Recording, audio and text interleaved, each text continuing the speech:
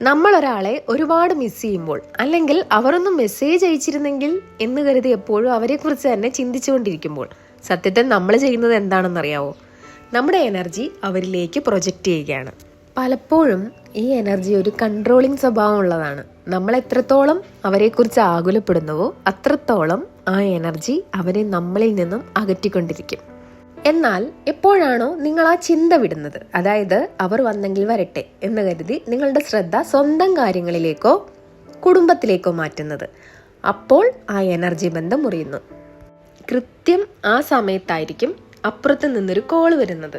അത് അത്ഭുതമല്ല, നിങ്ങൾ അവരെ ഫ്രീ ആക്കി വിട്ടതുകൊണ്ട് അവർക്ക് തിരികെ വരാൻ സ്പേസ് ലഭിച്ചതാണ്. പക്ഷേ ഇതിലൊരു കാര്യം ശ്രദ്ധിക്കണം, അവർ തിരിച്ചു വരാൻ വേണ്ടി മാത്രം ഇങ്ങനെ അഭിനയിക്കരുത്.